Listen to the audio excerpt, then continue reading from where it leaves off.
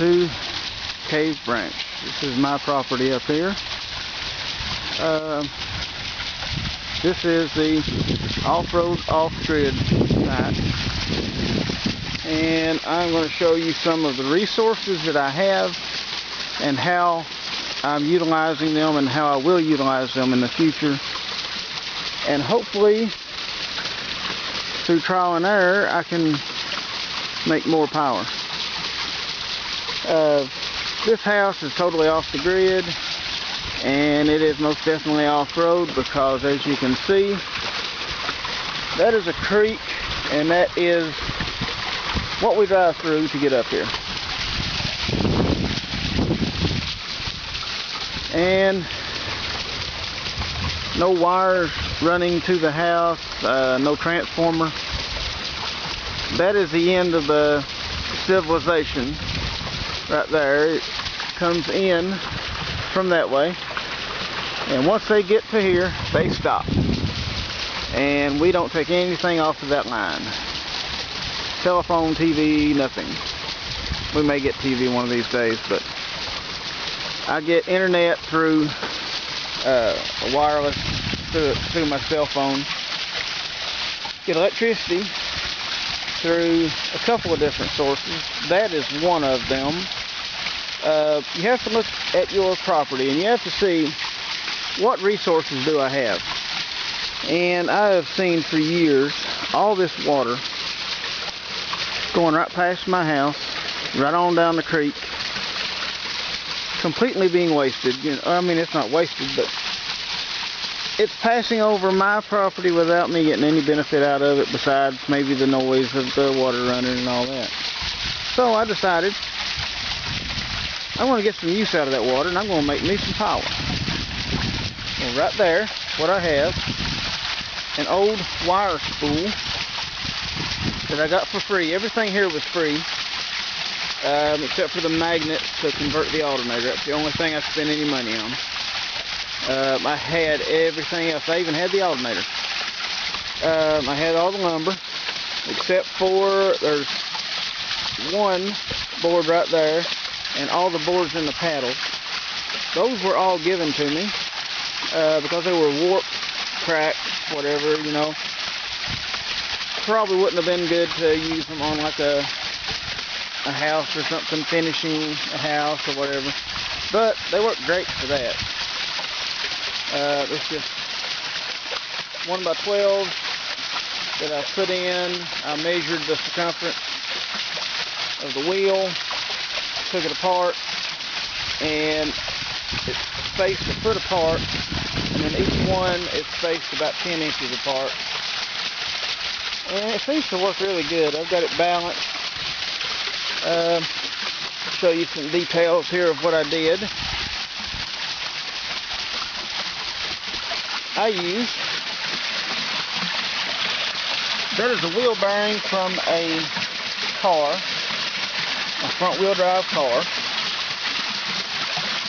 and I got a piece of all-thread rod going through it. I've got a wheel bearing on each side. The all-thread rod is tightened up to a sprocket here off of an old bicycle, and it runs a bicycle wheel.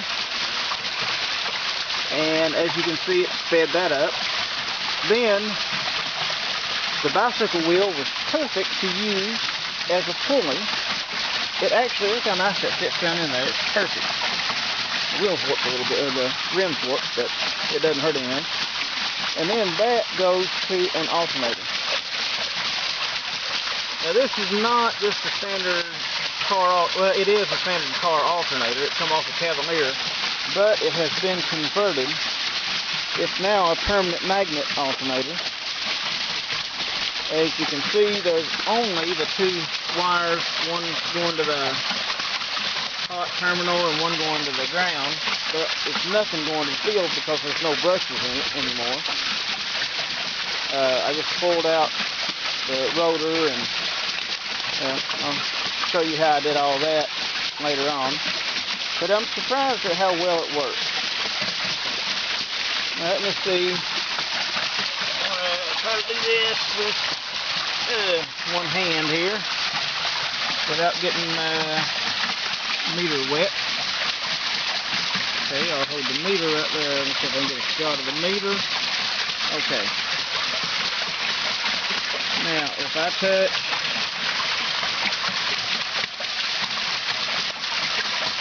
the positive right here, and this is hard to do with one hand.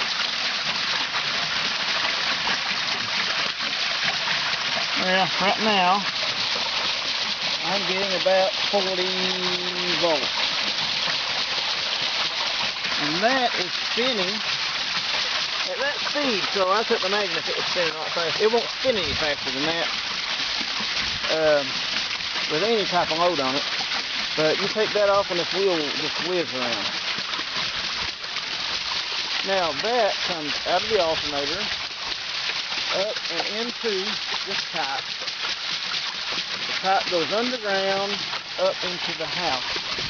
And next, oh yeah, this is my off switch. To turn the wheel off, I take this rock and I put it right down in there. It stops the water. That's my off switch. Now, I will show you the other end. Now, this is inside the house. That is showing that I'm getting a charge into the batteries right now. And that wire from that alternator comes right into this charge controller from a camper.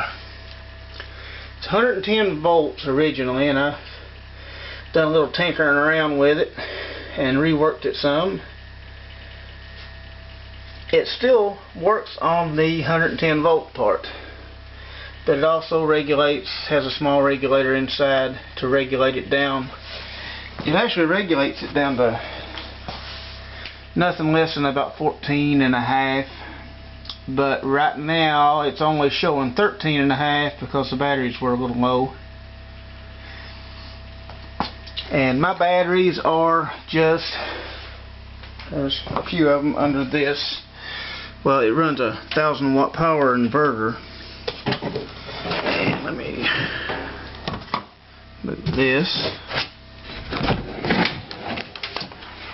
And as you can see, my batteries are just old car batteries. And yes, I don't get as much use out of these as I would if I used that one's not even hooked up. It's still good, but I haven't got it hooked up yet. If I were to use deep cycle batteries, like I probably should, the problem with that would be they're expensive. I got these, some of them were free. Let's see, this one come in an old car I had, an old Mercedes. That one was gave to me. I gave $10 for that one, gave $10 for that one.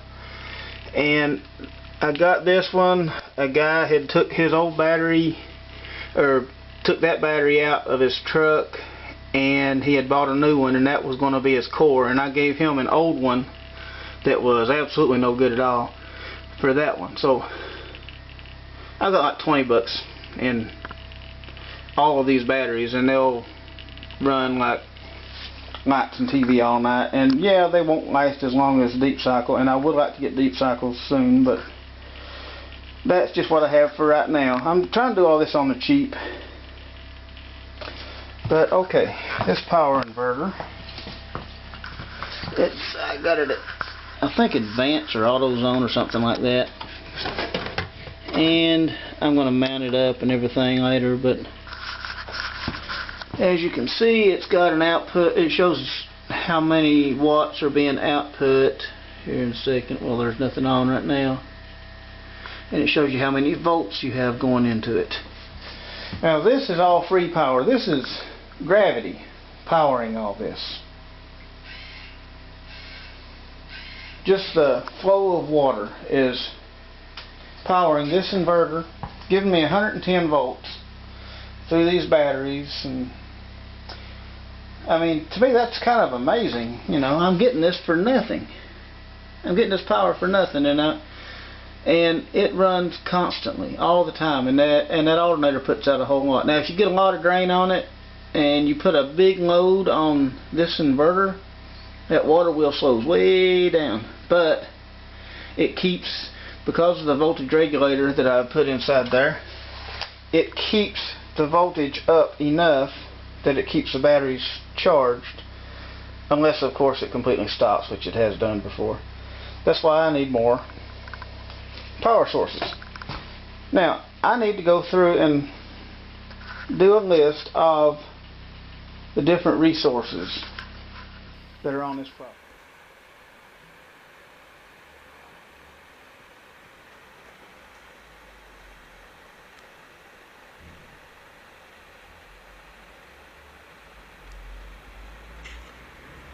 It's the first time I see this. Es la primera vez que lo veo. Nunca había visto esta información. 36 kilos el neodymium, 36 kilos teflón, 36 kilos ferrita y 36 kilos el cobre. Aquí hay para incluso más más grandes, como este de 500. Este es de 15 kilovatios, que ya son 15.000 vatios. Esto es de 500.000 vatios. Esto es una pasada. Y bueno, esto ya es para irte a hacer a una ciudad entera. 10 gramos, esto sería la ferrita. 7 gramos, esto sería el cobre. Estos son mínimos, ¿eh? Esta es una ilustración muy interesante